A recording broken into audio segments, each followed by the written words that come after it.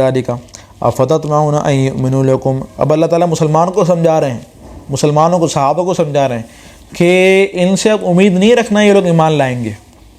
اب ان سے امید نہیں رکھنا، یہ لوگ تو ایسی قوم ہیں جو اللہ تعالیٰ کے کلام کو بدل دیں. اللہ تعالیٰ سے جو کلام کیا تھا انہوں نے نہیں بدلا تھا. حضرت موسیٰ علیہ السلام ان لوگوں کو، ان کے 70 آدمیوں کو کوہ طور کے اوپر لے کر گئے کہ آؤ میں تمہیں اللہ تعالیٰ کا کلام سناتا ہوں. انہوں نے سفارش کری تھی نا، انہوں نے کہا تھا کہ توریت کو ہم جب مانیں گے جب اللہ تعالیٰ ہم سے خود کہیں گے، جب ہم اللہ تعالیٰ کلام کو سنیں گے ہم پھر توریت کو مانیں گے. جب موسیٰ علیہ السلام کوہ طور کے اوپر لے کر گئے اور 70 آدمیوں سے اللہ تعالیٰ سے اللہ تعالیٰ کلام سنایا، تو کلام سننے کے بعد انہوں نے کیا کہا کہ ہمیں تو اللہ تعالیٰ کو دیکھنا ہے. اب جو سننے والا مطالبہ تھا وہ ختم، اب اللہ تعالیٰ کو دیکھنا ہے. تو اللہ رب العزت کو غصہ آیا کیونکہ انہوں نے فوراً وعدے سے مکر گئے. اللہ تعالیٰ کا کلام سنتے ہی وعدے سے مکر گئے. انہیں کیا چاہیے تھا؟ فوراً قبول کر لیتے، لیکن فوراً وعدے سے مکر گئے کیونکہ یہودی تھے نا، خبیث ترین قوم تھی. فوراً وعدے سے مکر گئے. اللہ رب العزت نے کیا کیا؟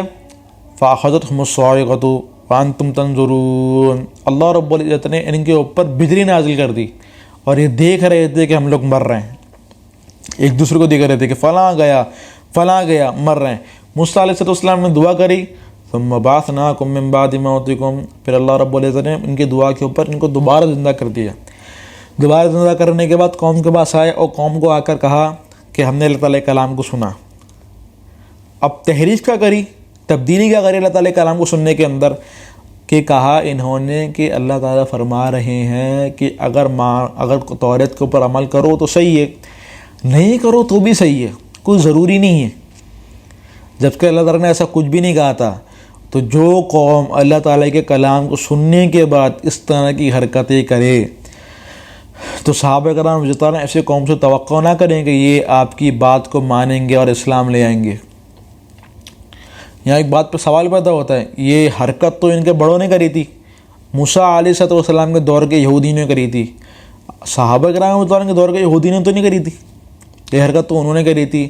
تو دیکھو انہوں نے جو حرکت کری تھی، انہوں نے، ان کے بڑوں نے، یہودیوں کے بڑوں نے جو حرکت کری تھی، کیا موجودہ دور کے یہودیوں نے اس حرکت کو غلط کہا تھا؟ نہیں، انہوں نے ان کی حرکت کو غلط نہیں کہا. اور دوسری بات یہ، انہوں نے بھی یہی حرکت کری تھی. موجودہ دور کے یہودیوں نے وہ حرکت کیا کری تھی؟ جس طرح ان کے بڑوں نے اللہ تعالیٰ کے کلام کے اندر تحریف کری، اسی طرح یہ جو موجودہ دور کے یہودی ہیں، آپ صلی اللہ علیہ وسلم کے دور کے یہودی جو تھے، انہوں نے بھی توریت کے اندر تحریف کرنا شروع کر دی تھی. جو آپ صلی اللہ علیہ وسلم کی صفات تھیں، ان صفات کو تبدیل کرنا شروع کر دیا تھا. صفات کیا تھی؟ توریت کے اندر لکھا ہوا تھا کہ آپ صلی اللہ علیہ وسلم کے بعد کچھ گھنگریالے ہوں گے، کچھ سیدھے ہوں گے، نہ بالکل سلکی ہوں گے نہ بالکل گھنگریالے ہوں گے. اور آپ صلی اللہ علیہ وسلم کا رنگ گندم گون ہوگا، تھوڑی سی جو ہے وہ سفیدی ہوگی. یہ بات لکھی ہوئی تھی. تو گندم گون رنگ ہوگا، یہ بات لکھی ہوئی تھی. اور آپ صلی اللہ علیہ وسلم کی آنکھیں جو ہیں وہ کالی ہوں گی. اور قد جو ہے وہ آپ صلی اللہ علیہ وسلم کا درمیانہ ہوگا. اب یہ بات توریت کے اندر لکھی ہوئی تھی، انہوں نے کیا کیا؟ انہوں نے اس بات کو تبدیل کر دیا.